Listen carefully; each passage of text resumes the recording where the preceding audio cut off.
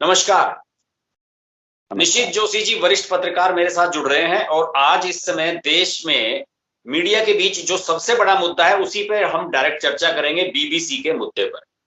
Sir, हमें इससे कोई मतलब नहीं है कि बीबीसी ने वित्तीय अनियमितताएं की हैं या नहीं की हैं, इससे हमें कोई मतलब नहीं है। ये सरकार का काम है, इनकम टैक्स डिपार्टमेंट का काम है। ठीक है सर, हम बात करेंगे बीबीसी की भारत में प्रासंगिकता, उसकी जरूरत और उसके एथिक्स, जिसकी वो अक्सर चर्चा करते हैं कि बीबीसी में बड़े हाई स्टैंडर्ड्स हैं। और सर, आप तो संपादक रहे हैं अमर उजाला में लंबे समय तक। आपको ये याद होगा कि जब भी कोई खबर रिपोर्टर भेजता था तो उससे ये कहा जाता था कि फला पार्टी का वर्जन लिया, कहा जाता था सर। 200% वो तो एथिक्स हैं, एथिक्स हैं हाँ, पत्रकारिता के। लेकिन सर एक आदमी आता है, एक शख्स आता है, चाहे वो रवीश कुमार है या कोई और पर्सनैलिटी है, पत्रकार है या कोई भी पॉलिटिकल आदमी है, वो आपके चैनल पर बैठता है, देश के प्रधानमंत्री को गालियां देता है, उन्हें कहता है कि उनके संबंध जो है पैसे वालों से हैं, उन्होंने देश को बेच दिया है, देश की अर्थतंत्र को उन्होंने डैमेज कर दिया है, फला कर दिया, ढिमका कर दिया है। सर, इस तरह की एक तरफा रिपोर्टिंग और फिर देश के प्राइम मिनिस्टर की इमेज को डैमेज करने वाली, जबकि सुप्रीम कोर्ट आपको एकदम बरी कर चुकी है, क्लीन चिट, 20 साल का लंबा ट्रायल, कितनी एसआईटी, कितनी जांच, और उसके बावजूद भी एक ऐसी डॉक्यूमेंट्री को डेलिबरेटली चुनावी साल से 1 साल पहले रिलीज करना। सर आप बताइए, आप इसे किस तरह से देखते हैं? देखिए साहब, लेफ्ट की पत्रकारिता की एक खासियत है, एक तरफा चलते हैं। मैं किसी दूसरे किस्से से स्टार्ट करता हूं। एक बार क्या हुआ कि जब ये बाबरी मस्जिद का ढांचा ध्वस्त हुआ जी, तो उसके बाद बहुत बड़ा एक जुलूस निकाला गया, विरोध में पत्रकार पिटे थे दिल्ली में, आईएनएस बिल्डिंग में। नहीं, हाँ, नहीं, जस्ट माफ कीजिएगा, ये मामला था, ये जो मायावती के यहाँ झांक रहे थे आशुतोष, उसके यहाँ थप्पड़ मार दिया था काशीराम ने। हाँ, तो उसको, हाँ, तो उसके विरोध में बड़ा भारी जुलूस निकाला गया जी। मैं उस समय राष्ट्रीय सहारा में संपादक था, मैं अपनी टीम को लेके गया और शायद सहारा के सबसे ज्यादा लोग थे। अगले दिन ही तो बंगाल में ज्योति बसु की सरकार थी, पत्रकारों को पटक पटक पटक पटक मारा गया। हमने कई साथियों को फोन किया, एक सामने नहीं आया। यानी एक तरफा चलने की आदत। और उस दिन से मैंने इस मीडिया का साथ खड़ा होना बंद कर दिया कि नहीं साहब, हम बैलेंस हैं, एथिकल रिपोर्टिंग करेंगे। एथिक्स हमारे खून में दौड़ता है। हमारे पिताश्री भी पत्रकार थे तो उन्होंने एथिक्स की बात सुनाई और जहां जहां मैंने काम किया वहां एथिक्स की बात की। और आज भी जब हम नवोदय टाइम्स में काम कर रहे हैं तो हमारे जो डायरेक्टर्स कहते हैं बैलेंस होना चाहिए, एथिकल, पार्टी नहीं बनना। तो वो लोग ऐसे पार्टी बिहेव करते हैं। अब आप आ जाते हैं बीबीसी पे। बीबीसी क्या कभी दूध का धुला रहा है क्या? वो भारत की इमेज को शुरू से डैमेज करता रहा है। 1971 में क्या हो गया था? इंदिरा गांधी जी ने क्यों बैन कर दिया था? 70 से मेरे ख्याल से 71 तक बैन किया। उसने कलकत्ता नाम से एक मूवी बनाई थी, भारत को नंगों का, भिखमंगों का देश बना डाला था।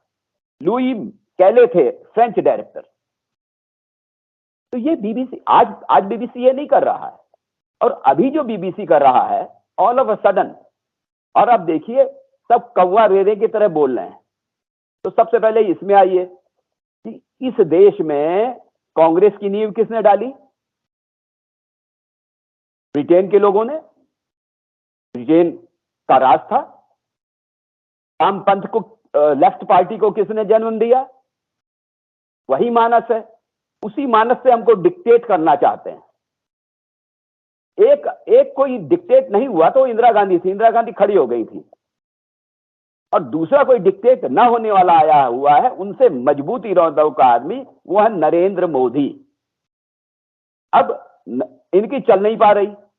गुजरात दंगों में पहले बहुत बदनाम कर लिया। अब सुप्रीम कोर्ट से बड़े हो गए हो क्या इस भारत में? सुप्रीम कोर्ट को एक और तो कांग्रेस और सभी दल कहते हैं उनका फैसला सर्वोच्च।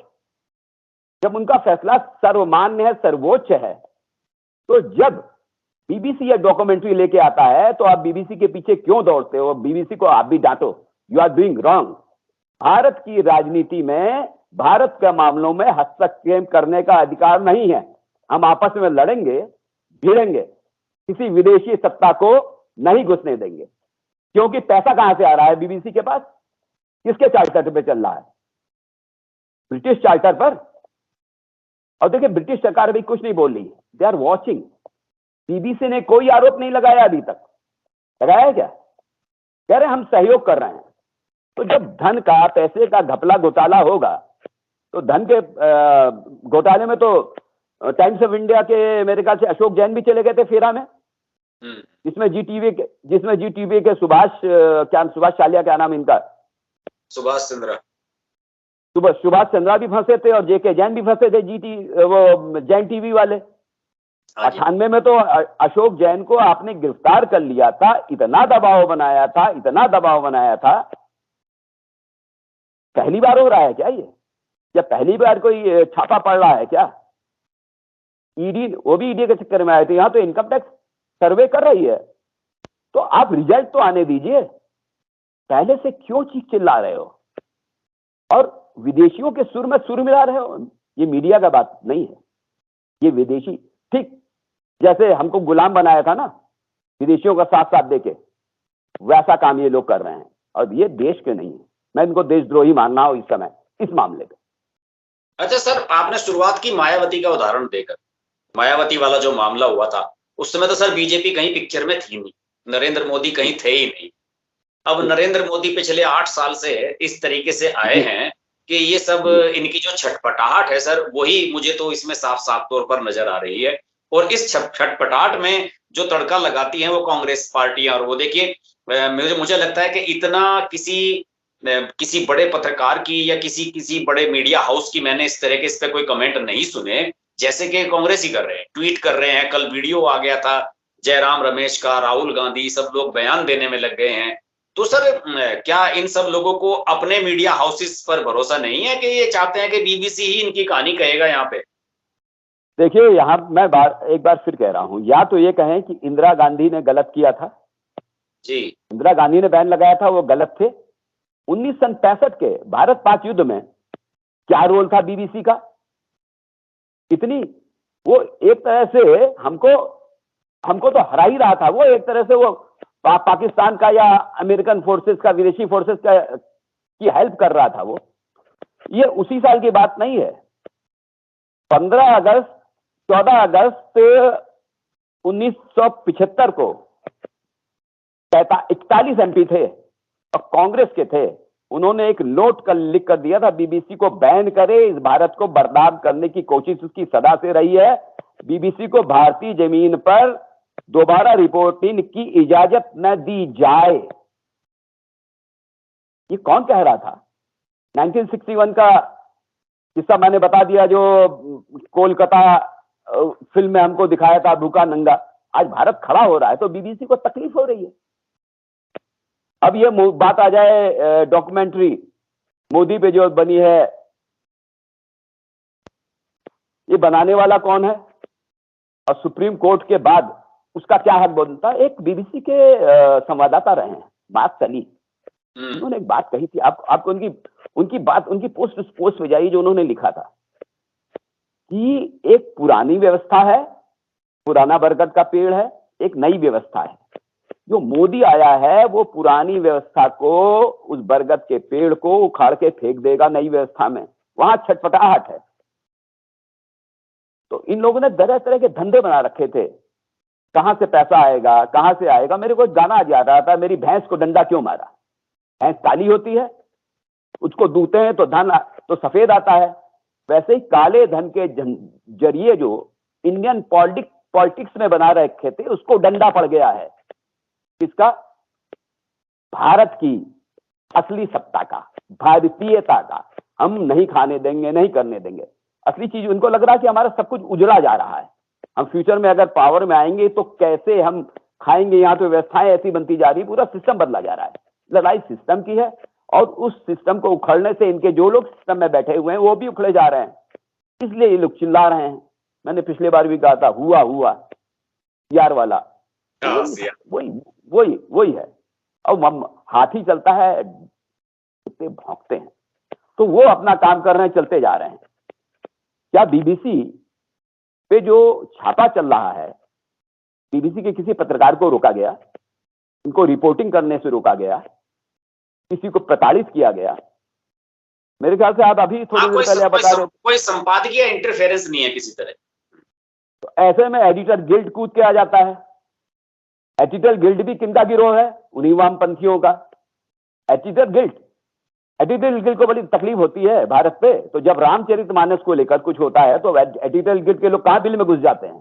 सर एक बात बताइए, एडिटर्स गिल्ड तो पत्रकारों की रक्षा के लिए बनाया गया है। कभी गांव देहात के पत्रकार को पीट देती है पुलिस। किस एडिटर गिल्ड ने चिट्ठी जारी की है सर आज तक? प्रेस क्लब ऑफ इंडिया, जहां पे सब शाम को आपको बैठते हैं, सब दारू पीने का धंधा इनका होता है। अरे साहब, आप तो जानते हैं उमाकांत लखेड़ा जी जो उसके अध्यक्ष हैं, आप तो परिचित ही हैं उनसे। और सर चिट्ठियां जारी करके लंबी, ये किसने? प्रेस क्लब ऑफ इंडिया ने चिट्ठी जारी की है इसको लेके। मैंने तो देखा हाल फिलहाल के कभी किसी पत्रकार पे कोई जुल्म हुआ हो तो प्रेस क्लब ने आवाज उठाई हो, बीबीसी में छापे कर रहे। मैंने नहीं देखी, इसलिए मैं इस बारे में कोई टिप्पणी करने में असमर्थ हूं। लेकिन एडिटर कल प्रेस क्लब ऑफ इंडिया ने इस पे स्टेटमेंट जारी किया है। उमाकांत लखेड़ा उसके जो अध्यक्ष हैं, आप तो परिचित हैं उनसे, उन्होंने जारी किया है। हाँ, उन्होंने, वो राष्ट्रीय सहारा में मेरे साथ काम करते थे, मैं वहाँ संपादक था, वो ब्यूरो में थे, तो मेरे साथ उन्होंने काम किया है, मेरे अच्छे मित्र भी हैं, और एक दो चर्चाओं में हम लोग ने साथ पार्टिसिपेट भी किया है। तो मैं उस बारे में इसलिए नहीं करना चाहूंगा जब तक मैं पूरा उसका तथ्य पढ़ नहीं लूं। लेकिन एडिटर गिल्ड को मैंने पढ़ा, तो एडिटर गिल्ड के चेहरे देख लीजिए, और चेहरे में वो कहां से जुड़े हैं ये देख लीजिए, भाई साहब सबके नकाब उतर जाएंगे। हम लोग हैं निष्पक्ष लोग, दो टूक बात कहते हैं, और किसी की चमचागिरी नहीं करते, किसी पीएम के यहाँ, किसी सीएम के यहाँ, किसी मंत्री के यहाँ, किसी आईएएस के यहाँ हम लोग लाइन नहीं लगाते। इन लोग के सोर्सेस ऑफ कहां कहां है, कौन कहां से पैसा लेता था, कौन चिदंबरम के लिए हर काम करता था, कौन किसके लिए हर काम करता था, जिस दिन अगर हमने बोलना चालू कर दिया सब नंगे हो जाएंगे। बहुत बड़ा डाटा है। हम कहते हैं चलो पत्रकारिता में आए हैं, मालूम है क्या हो गया है? नकाब ओढ़ के आए हैं, पत्रकारिता का लबादा ओढ़ के। दे आर नॉट जर्नलिस्ट, दलाल घुस गए हैं पत्रकारिता में, उनकी दलाली बंद हो रही है, इसलिए तकलीफ हो रही है। अब बीबीसी आ जाए फिर मामला कहीं और चला जाएगा। हाँ नहीं सर, बीबीसी पे ही हम रहेंगे। और बीबीसी के बारे में तो आप तो जानते ही हैं कि किस तरह से बुरहान वानी जैसे लोगों को ग्लोरीफाई इसने किया। ये तो इन्हें जो ओसामा बिन लादेन को ओसामा बिन लादेन जी भी लिख सकते हैं। ये तो सब इस तरह के लोग रहे हैं इसमें। और सर मैं इस बारे में सिर्फ ये आपसे ये पूछना चाहता हूं कि आज हमारे देश में इतना सशक्त मीडिया है, इतने सारे मीडिया हाउसेस हैं, और लोग कुछ भी कहते रहे, लेकिन आज भी ये मानना पड़ेगा कि मीडिया, दोनों तरह के सशक्त मीडिया मौजूद हैं, आइदर राइट आइदर लेफ्ट, दोनों तरफ का मीडिया अपनी अपनी बात को सशक्त तरीके से कहता है। बीबीसी को इस बात का ढिंढोरा पीटा जाना, बीबीसी का नाम लेके कि वो एक निष्पक्ष पत्रकारिता का प्रतीक है, ये क्या सर सही है? बीबीसी निष्पक्ष हो कब से गया? बीबीसी का पक्ष वही ले रहे हैं जो शुरू से पक्षपाती रहे हैं। बीबीसी का पक्ष वो ले रहे हैं जिन्होंने हिंदू मुस्लिम में बांट के राजनीति की है, जिन्होंने अगड़े पिछड़ों में बांट के राजनीति की है। बीबीसी को वही चाहिए, क्योंकि बीबीसी किसका सगा है? बार बार मैं कह रहा हूं, बीबीसी उस मानस का है। मार्गरेट थैचर ने बीबीसी को क्या कहा था, याद है आपको?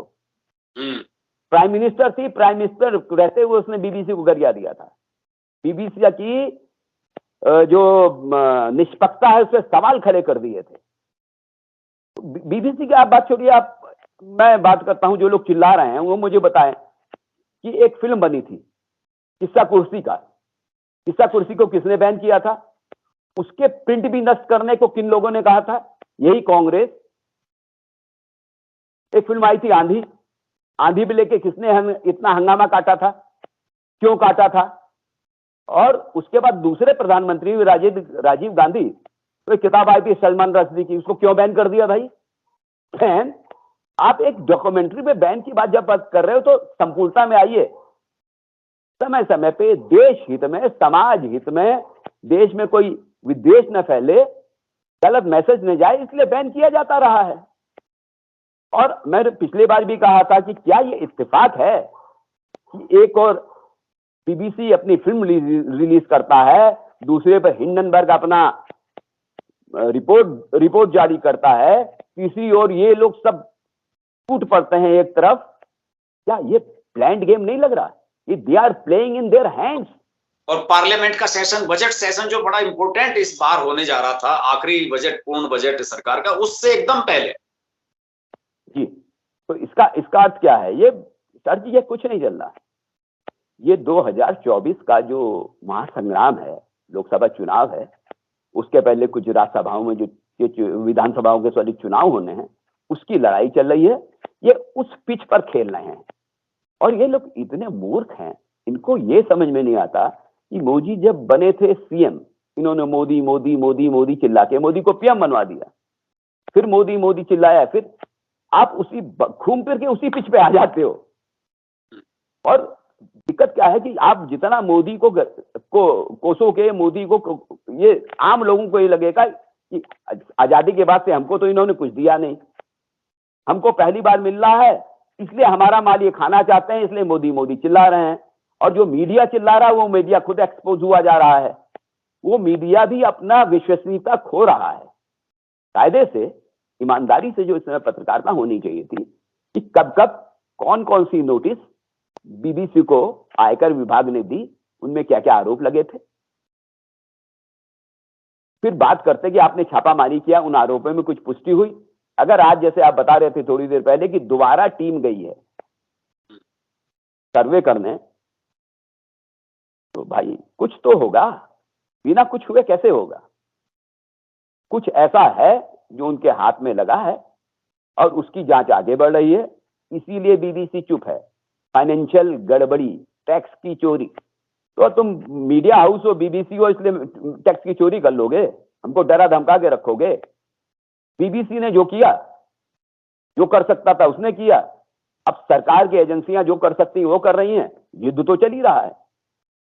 सर इसमें जो चीजें सामने आई हैं, अभी तक जो रिपोर्ट्स आई हैं, उसमें ये पता चला है कि जो यहाँ से जो इनकम मिलती है इंडिया से, उसको जो बाहर वो ट्रांसफर करते हैं इंग्लैंड में या अपने जहां भी किसी हेडक्वार्टर में किसी बैंक अकाउंट में भेजते हैं, उस पर जो फीस लगाई जाती है उसमें इन्होंने ब्रीच किया है। ये प्रॉफिट शेयर को आप दूसरी तरफ ट्रांसफर कर दे रहे हो।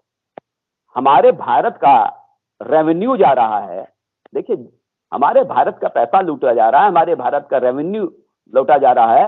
और लूटने, अगर ये सच है तो लूटने वाले के साथ कौन खड़ा है? उन पत्रकारों का नाम देख लीजिए, उन पार्टियों का नाम देख लीजिए, तो ये बात खुद ब खुद प्रमाणित हो जाती है कि नहीं, ये लोग सदा लुटेरे रहे हैं, लुटेरों का साथ देते रहे हैं, आज भी लुटेरों के साथ खड़े हैं। आज भी भारत एंटी इंडियन फोर्स के साथ, एंटी इंडियन मीडिया के साथ खड़े हैं। बीबीसी, मुझको भी एक बार अवसर मिला था, लेकिन मैं नहीं गया क्योंकि मैं बीबीसी के उस मानस से मेरा मानस मेल नहीं खाता। मैं भूखा रह लूंगा लेकिन देश के विरोध की कोई बात नहीं कर सकूंगा रुपये पैसे के लिए। तो ये जो रुपये पैसे को लिए काम करने वाले लोग हैं, ये वो हो सकते हैं जिनका जमीर बिक चुका है। और सर इसमें बीबीसी में एक बहुत दिलचस्प बात बताऊं मैं आपको, एशिया के कई कंट्री ऐसे हैं, रशिया वगैरह, जहां पे बीबीसी खत्म हो चुका है, दफ्तर इनके वाइंड अप हो चुके हैं। क्यों?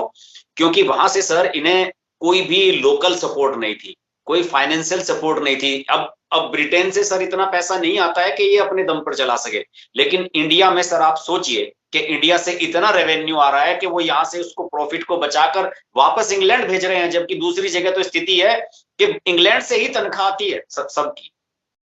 जी साहब, ब्रिटेन, मेरे ख्याल से बीबीसी को तो अब ब्रिटिश सरकार 2027 के बाद पैसा नहीं देगी, उनको अपना खुद का वो खड़ा करना है। और बीबीसी भी, देखिए बीबीसी उनका मानस है, उस विदेशी सत्ता का मुख है, उन विदेशी सत्ता के लिए ही आज भी काम कर रहा है। आज भी वो बीबीसी में जो चला जाता है, जो भी बीबीसी के चलाने वाले हैं, पत्रकार तो बेचारा पत्रकार होता है, बीबीसी के चलाने वाले हैं, और वो जो आइडियोलॉजी है वो आज भी भारत को अपना उपनिवेश मानती है, अपना गुलाम मानती है। तो गुलामी नहीं रही भाई। 2014 के बाद हम गुलामी की आजादी से मुक्त हो गए हैं। संकट यही है। वो सोचते हैं कि मोदी और ये सरकारें और ये जो हमारा ब्यूरोक्रेसी उनके इशारों पे नाचे। उनके लिए क्यों खड़े हो रहे हैं? पहले इनको, सबसे पहले जो भी इस समय विरोध कर रहा है उनको बताना चाहिए कि इंदिरा गांधी ने बीबीसी को बैन किया था, गलत था या सही था? बीबीसी हमारे भारत को नंगा भूखा भिखारियों का देश दिखा रहा था, वो गलत था या सही था? इस पे बोलने को तैयार क्यों नहीं है? क्यों मुंह बंद हो जाता है? पहले तो सर जो कुछ हो गया वो सब सही था। अब 2014 के बाद जो भी हो रहा है सर गलत हो रहा है। पहले तो घोषित इमरजेंसी थी, अब तो रोजाना अघोषित इमरजेंसी लगवाई जा रही है इस देश में। यानी हम करें तो रासलीला, तुम करेक्टर ढीला है। अब किसका करेक्टर ढीला है सामने आ रहा है, और सामने आ जाएगा। सर आपने बीबीसी से जुड़ा हुआ कोई और बढ़िया अपना संस्मरण नहीं बताया। आपका हमारा वायदा था कि आप बीबीसी के बारे में कुछ और बताएंगे। हम आपके तो इतने सारे चेले, आपके बीबीसी के इतने सारे चेले चपाटे आपके साथी लोग वहां पे काम कर चुके, तो सर कुछ अंदर की बात की मैं एक्सपेक्ट कर रहा था आपसे कि आप कुछ बताएंगे। देखिए साहब, अब मैं क्या कहूँ, बीबीसी के किस्से छोड़िए। मैं बीबीसी जब सुनता था, मैं बहुत छोटा सा था, तो पिताजी बीबीसी लगा लेते थे, तब से बीबीसी सुनता चला आ रहा हूँ और बीबीसी की खबरों को सुनता था। और जब मैं सच में देखता था तो बड़ा अटपटा लगता था। जैसे एक बार ये आपका गोरखपुर में गैंग वॉर चल रहा था, हरिशंकर तिवारी और वीरेंद्र शाही के बीच। तो एक दिन एक कार्बाइन शायद मिल गई थी सड़क पे, तो उन्होंने उस गिरोह को इतना बड़ा गिरोह बना दिया था, बीबीसी ने खबर देके, किसी विदेशी जगह, शायद मैं नाम उस जगह का भूल रहा हूं, याद नहीं। वहां क्राइम के बाद सब ज्यादा क्राइम होता है गोरखपुर में। अच्छा। आपने उनको आपने उनको इतना बड़ा हीरो बना दिया था, इतना बड़ा माफिया बना दिया था कि वो सत्ता में आए, विधायक बने, मंत्री बने। What type of reporting you are doing? आप ग्लोरीफाई कर रहे हो अपराधियों को। ये रिकॉर्ड निकाल के देख लिए जाएं, साफ हो जाएगा। और जो 1965 की वार में छोटा था, 1984 में जो ऑपरेशन ब्लू स्टार हो रहा था सर, उस समय भी बैन किया गया था इनको रिपोर्टिंग करने से वहां से। जी, सवाल, बीबीसी हमेशा शुरू से लेके हमारे देश को लांछित करने का, सच के नाम पे। मैं ये नहीं कहता कि बीबीसी सच नहीं दिखाता, लेकिन सच के एजेंडे के पीछे अपने बहुत से स्वार्थ सिद्ध करता है। भारत को लगातार बदनाम करने के, लेट डाउन करने के, हमारे समाज को, हमको आज भी वो पिछड़ा नंगा दिखाना चाहता है। और जैसे जैसे हम आगे बढ़ रहे हैं, इंडिया का जैसे जैसे रुआब बढ़ रहा है, वैसे वैसे बीबीसी को और तकलीफ हो रही है। कुछ कह रहे थे आप? मैं सर ये कह रहा था कि जैसे कि ये अभी तो 2014 की बात की जाने लगी है कि साहब मीडिया को ये किया जा रहा है, वो किया जा रहा है, लेकिन सर आप अपने बचपन की बात बता रहे थे, तो हमारे पिताजी भी बचपन में हमारे सामने बीबीसी सुना करते थे। उनका ये कहना था कि जब अखबार में हम सुबह खबर पढ़ते थे तो वो कहते थे कि अगर अखबार ने लिखा है कि 15 मरे तो समझ लो कि 150 मरे हैं, बीबीसी ने बताया है। इस तरह की रिपोर्टिंग सर ये पहले भी करते रहे हैं। और आज की तारीख में चूंकि अब कांग्रेस की सरकार नहीं है, कांग्रेस आज विपक्ष में है, तो आज कांग्रेस इनके सपोर्ट में खड़ी हो रही है, जबकि इतने साल तक तो कांग्रेस की सरकार रही, उन्हीं के भी खिलाफ इन्होंने रिपोर्टिंग की है। देखिए, बीबीसी ने अपने जो लेफ्ट ओरिएंटेशन के मानस है उनसे एक बहुत कायदे से फैलवा दिया था। एक बीबीसी सच्चा और सब झूठा। अब उनका नकाब उतर रहा है कि बीबीसी वो झूठ को ऐसे पैकेजिंग करके, ऐसे मिठास लपेट के देता है जहर को, कि वो हमको उस समय अच्छा लगता है, बाद में मौत ही होनी है समाज की। अब बताइए, मार्क टली तो बीबीसी का संवाददाता थे। उन्होंने कितने पहले कह दिया था ये लड़ाई कोई और है, ये सिस्टम की लड़ाई है। वो पुराना सिस्टम जो आजादी के बाद से नेहरू ने, गांधी ने, इन सब ने बनाया था, वो सिस्टम उखाड़ के फेंका जा रहा है। नया सिस्टम, भारतीय सिस्टम पैदा हो रहा है। भारतीय सिस्टम पैदा हो रहा है तो बीबीसी या बीबीसी के जो इस समय बने हुए हैं माउथ पीस, उनके लिए जगह नहीं रहेगी।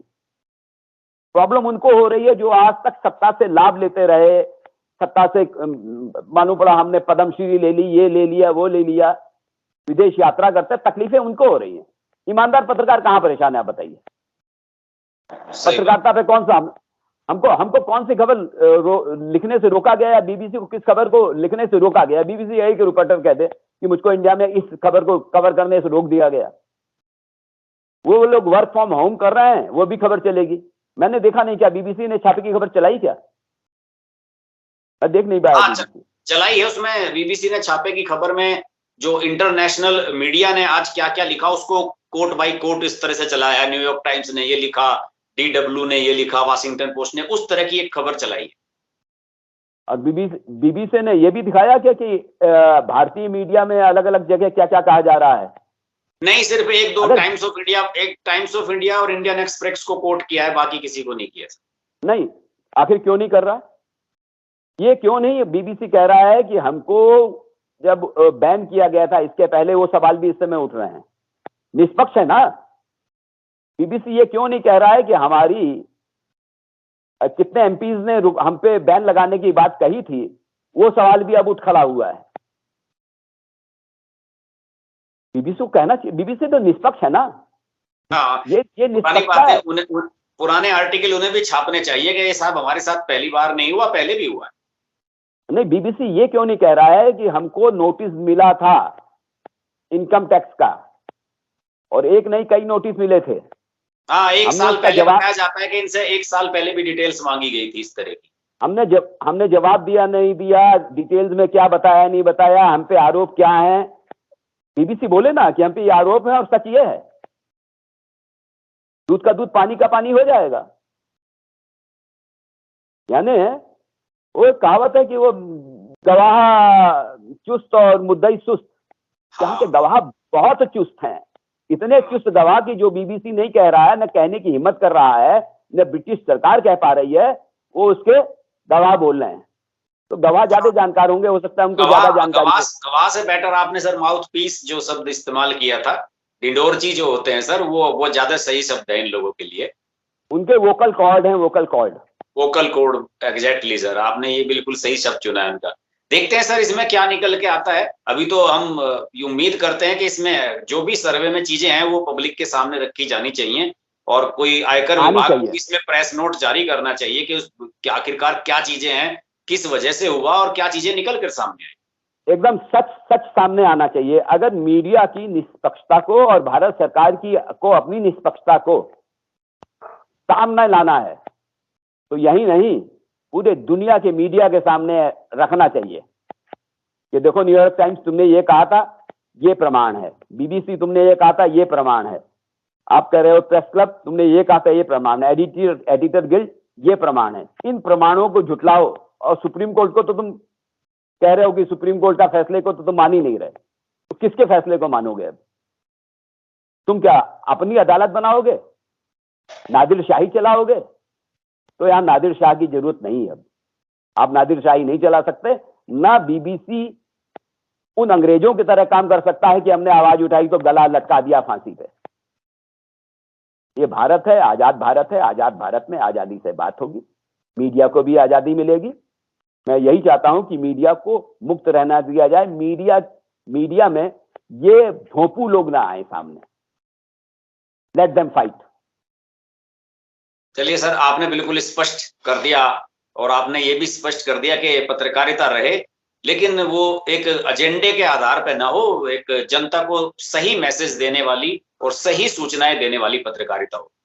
सर धन्यवाद आपका, आप फिर जुड़े हमारे साथ, और अगले शो में आपसे फिर मुलाकात होगी सर। नमस्कार, जय हिंद। अगर आपको हमारी वीडियो पसंद आई तो वीडियो को लाइक करें, चैनल को सब्सक्राइब करें और नोटिफिकेशंस के लिए बेल आइकन को प्रेस करें।